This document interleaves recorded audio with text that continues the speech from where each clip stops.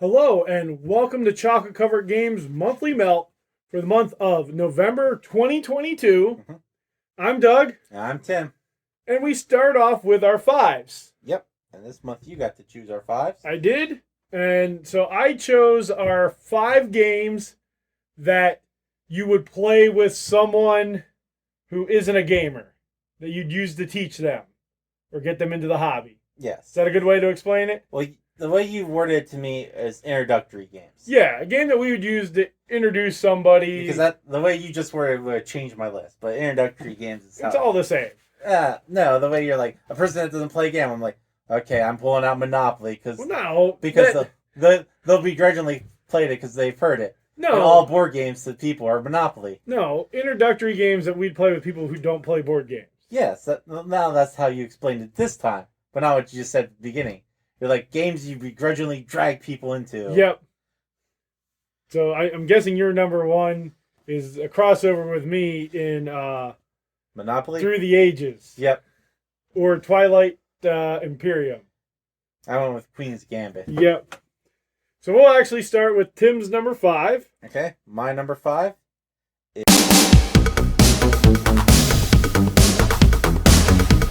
is a game that I don't think you've played. I played once. Okay. And that is Modern Art.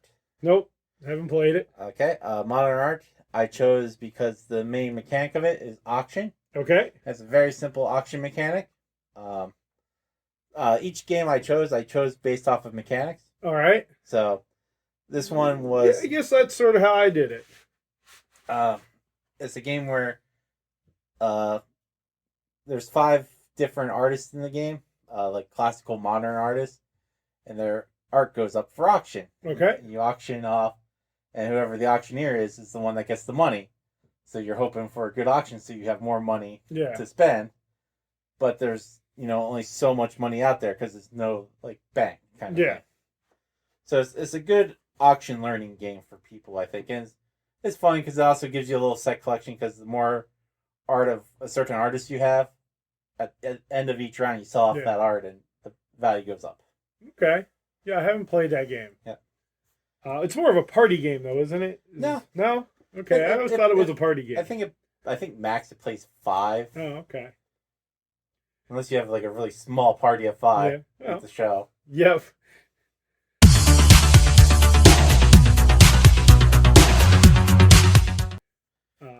So my number 5 is probably the most complicated game on my list. Okay. But I think it works because the easiest way to explain it is Yahtzee. Okay. And that's dice thrown. Okay. You tell the people if you get a full house, 5 of a kind, 3 of a kind, you get to do what's on the board. Mm-hmm. So if you like Yahtzee, I think you'd like dice thrown. Okay. And it's just as simple as that. Roll the dice. Whatever you match on your board, you do that action of fighting against the other person. They roll their defense dice. They either defend it or they don't. So it's just as easy as that. Yeah. I guess that's a good way to explain it. It's a good introductory game.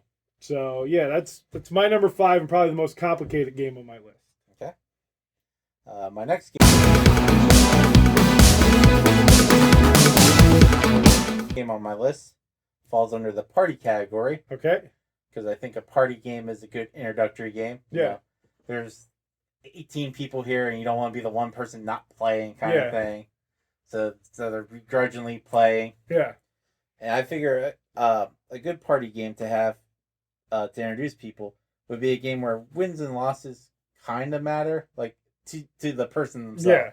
Because most party games, there's how you score, but no one ever does that part. Yeah. So this one has a winning and losing condition. That's One Night Werewolf. Okay. I don't think I've ever played One Night Werewolf. The reason, One Night Ultimate Werewolf? Yeah. Yeah. It's all the werewolves. Yeah. I've never played any of those. The thing that I liked about this for introductory is it's driven by one person running the game. So they're telling you what to do throughout. It's like, okay, everybody close your eyes. And it's like, if you have this roll, look now, do a thing. It's like, you don't have to memorize. Someone is literally pulling you through the game. Yeah. So I think a party game is a good introductory game, especially if like they're forced to play and everybody's like, "Hey, you gotta play, otherwise none of us can play, and we'll all hate you," kind of thing. So that's my number 4, One Night Ultimate Werewolf. All right. So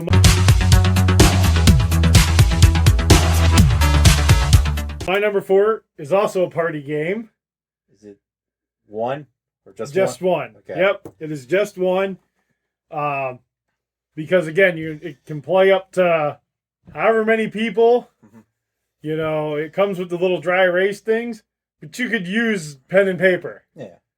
And so one person picks the word on a card. There's 5 choices on the card. They don't get to see it. They pick a number. Yeah. Everybody else gets to see what it is. And then they write down a one-word clue for that. And then the person closes their eyes. And everybody who got to write down their clue shows each other. And everybody matched. Whoever matched clues, those clues go away. Those clues go away. So you could be left with like one clue. Yep. Or really lucky 0. Yeah, we've never had that happen. Yep. But I think out of all the party games that we've played, mm-hmm. I think this has been the game we've had the most fun with, mm-hmm. and we've played with the widest range of people. Yeah. You can play with somebody who's never played a game in their life, mm-hmm. and I think that they will have a good time. Mm-hmm. And you can make your clues very generic mm-hmm. or very specific. In one of our games, the word was legendary. The clue I wrote down was me. So, but it's a great game to play with those who have never played games, introductory style. Just one. Okay.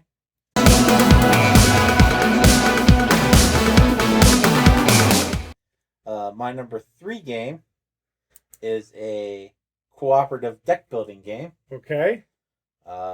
You own quite a bit of, and that is Marvel Legendary. Okay. I wanted to put a deck builder on here because it's a good thing to learn because you can transfer that over to every deck builder. A lot of games, yeah. But I wanted a deck builder where they're not competing against each mm-hmm. other. So I figure a cooperative deck builder would be the best way to go. Yeah. You know, originally I thought, well, maybe I would do Hero Realms or what do you call it? Star Realms, something like that. Yeah. But I'm like, well, there you're going against the person, so when you're teaching, you always have the advantage. Yeah. So playing a game where you're working together with the person, that advantage won't matter. Plus, you know, Marvel is a very popular IP, so people can get into that. Yeah. Put it over DC Deck Builder for the sure reason that you're, you know, not facing each other. That's cooperative. There's no special things, like you don't have bases in front of you. Mm-hmm. It's a very, very simple deck builder that you can work together with. Yeah. So that's my number 3, Marvel Legendary. Right.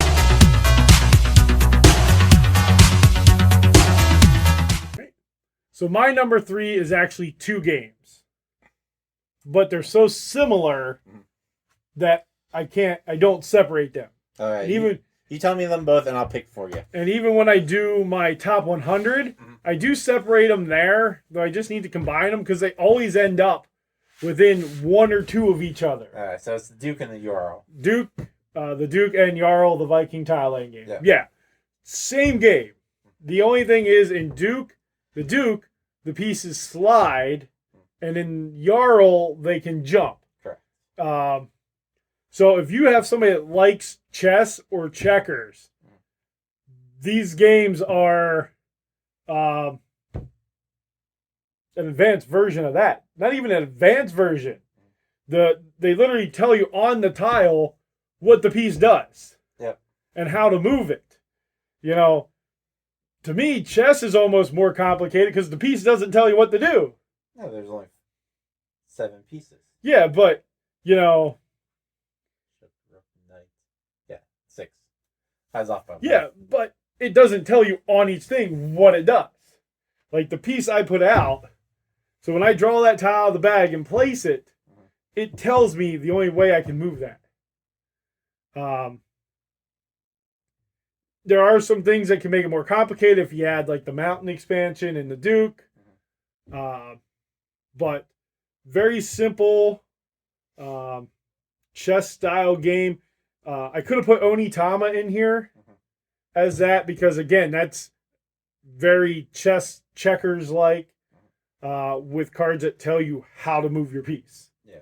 So I think if you have somebody who isn't a gamer but knows how to play chess, the Duke or Jarl is a good way to get them into the gaming hobby.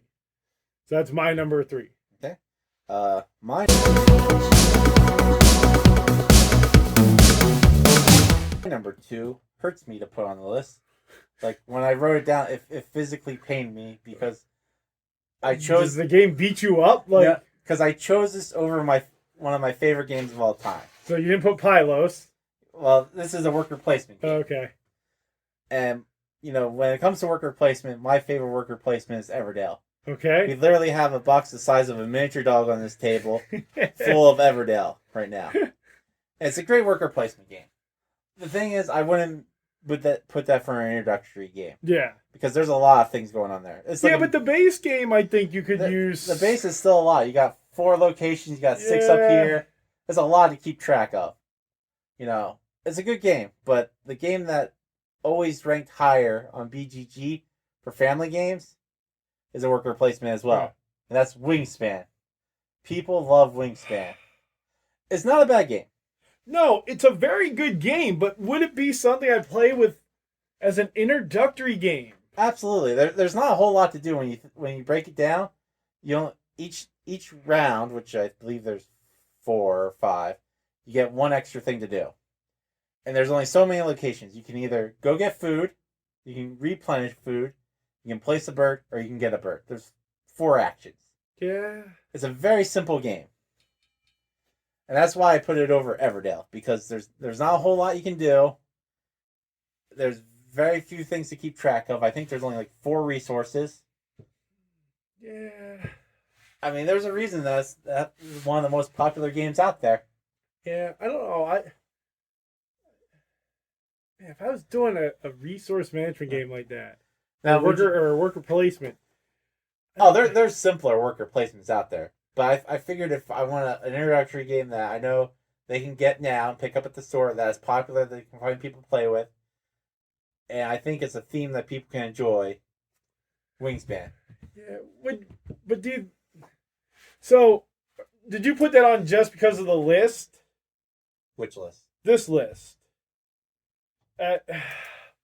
Because I think personally you would probably pick something like Creature Comfort because of the theme. I do, but that game goes longer. Yes, it does go way longer. And there's a lot of things. Yeah. There's a lot of spaces. This narrows your choices down to 4. That's why I like Creature Comforts better. Creature Comfort's fun, but there's the whole sideboard you have to keep track there's of. that. Seasons are changing, so the things you get are constant. Yeah. I prefer Everdell, Creature Comfort, Stone Age, fun worker placement games. But I want, for introductory, simple. Yeah. And Wingspan is a very simple game. Now, of course, the add-on makes it tougher, but basically, simple Wingspan. That was your number 2. Correct.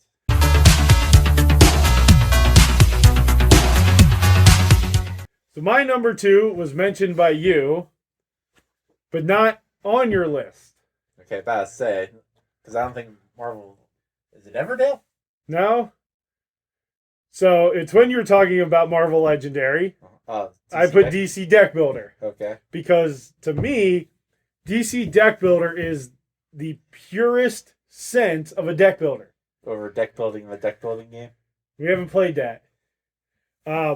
Because literally you can take the theme of DC off, and it's just deck building, words on the cards, how to do it. Yeah. Though Legendary, yes. As a cooperative game, you can work together, help that person understand it. It takes away things like bases that keep in front of you. And those are the things that, even us, while we play, we'll have them in front and we'll just forget to do them sometimes. Yeah. Well, and again, you don't have to buy those cards. No, but I mean, there's they do help. Yeah, and they do give you powers. But if in just a pure sense of deck building, other than Dominion, like base Dominion, yeah. Because my favorite game of all time is a deck builder. Yeah. Which you hate. Yeah. I don't know why. Because it's a very boring theme. It's not a boring theme. It's baseball. Yeah, it's based off a very boring game. I love baseball. The introductory sport of sports. I'm going to throw something at you. Defend yourself by swinging wildly this stick. Yeah.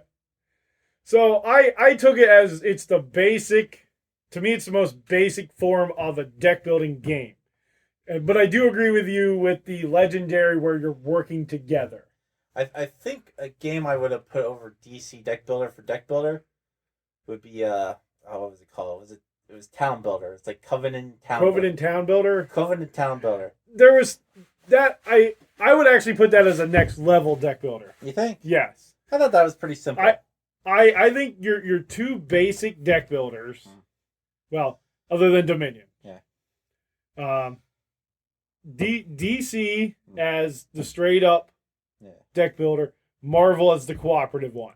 Well, I would say Cryptozoic, because all the Cryptozoic deck builders are the same formula. Yeah, so DC, Teen Titans. I love all those basic Cryptozoic deck builders. Yeah. I love those. I love Marvel Legendary. I really want to play because I love the themes from Renegade, the G.I. Joe deck builder, the Transformer deck builder. I'm not a Power Rangers guy because that was your era, but I'd love to play those. Yeah. I am a deck builder guy. That is my genre, and I just figured DC deck builder is a pure good way to teach. Okay.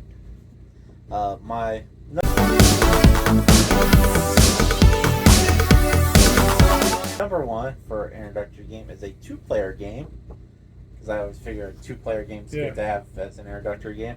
There's a lot of great 2-player games out there that I could have gone with, but I figured, what am I really missing from my list? And one of the most popular games out there that keep game shops in business are your Pokemons and your Magic. I figured it was Magic. Yeah. Well, kind of, because the person that created it was one of the people that worked on Magic, like in the 4th through 5 generations. Yeah. And that game is Radlands, a CCG game in a box. It's a dueling card game. It's probably the simplest version of a dueling card game you'll have, because you don't have to bring your own deck. Somebody's not making a deck for you. You're literally forming your deck as you're playing. Now there's a caveat. I would say only teach this to a new person if you have the mats. The mats help. Yes. Because they tell you where everything goes. I mean, there's not a lot of things to place out there. It just tells you, you have 3 rows in front of you that are 3 across. And tells you where your water goes. It limits what you can do because you can only spend, your water, so you're not worried about mana or victory power or, this or that. It's just these 3 things. Oh, I can buy this. I've done that. Yeah. It's the simplest dueling card game out there. And if it's something you like, there's a lot of CCG, TCGs out there. Yeah. And this would be a good introductory version of that kind of system. I think it's a way to get people into the hobbies. Yeah, I guess. I think it's a little more advanced, but. Well, like I said, there's not everything on the card tells you what to do. Yeah. There's only so much you can do per your round. You don't have to learn things like tapping or spending or upgrading cards. This literally, the cards go out there. Oh, he's more powerful than me, or his card kills me. That card goes away. Yeah. It's not one that was even on my radar. And I realized that I forgot a game that I was gonna put on here, and for some reason I put something else on. Was it Marvel United? No. Was it Pan I didn't Am? even think about Marvel United. Was it Pan Am? No. Space Invaders? No. It's nothing sitting over there. Okay, I was going to say the top one. The Magnificent? Well, No, yeah, we haven't played that. Well, no, it also doesn't look like a beginner game. No. I was going to put Birds of a Feather, but I completely forgot about it. But my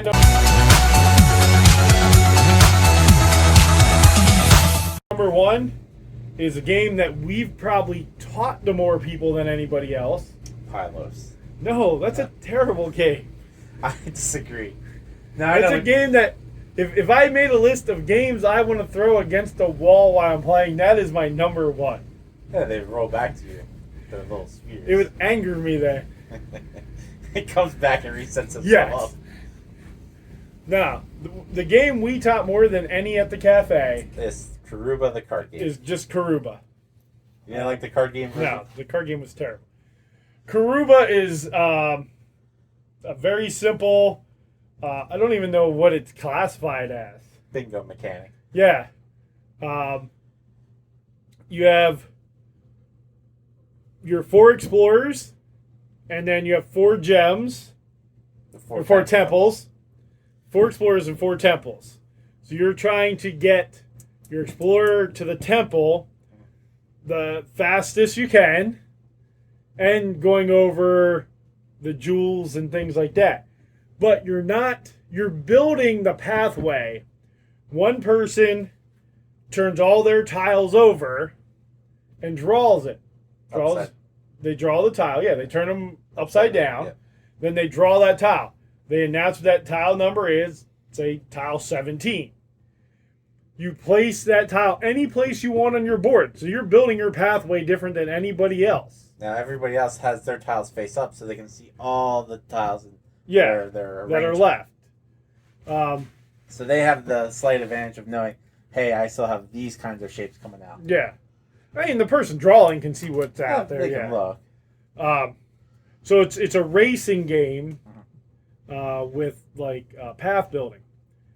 And so as the most experienced player, I think you would want to be the caller.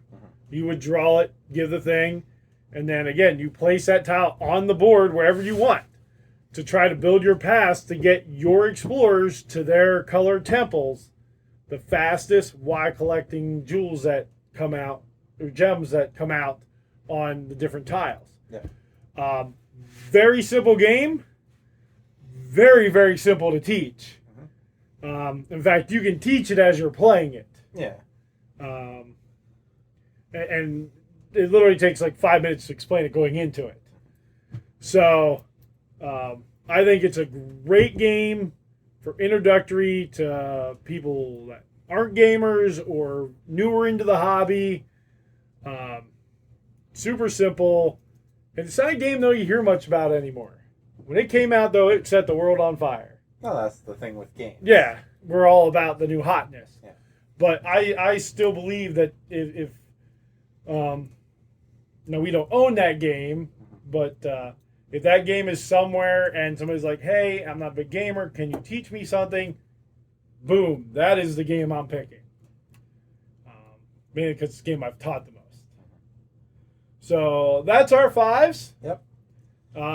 Are any of these games ones that you think would be great to teach introductory-wise to either a non-gamer or somebody very new to the hobby? Have you played these games? Yep. That's a good jumping off point. Yeah. You don't want to teach somebody a new game. True. Or, a game that you know very little about. I guess you could. I mean, we've sat down with people that literally just unwrap the thing and say, let's learn this right now. Yeah. But again, all of us have been gaming for a while. Yeah. So that's something that either is just brand new or coming into the hobby. But thank you for watching. Hit the thumbs up, the like button, subscribe. Share the video around. It does help. Yep. We're getting closer to 50 subscribers. We just got one more a couple days ago, so we're up to 40. Awesome. We're 10 away.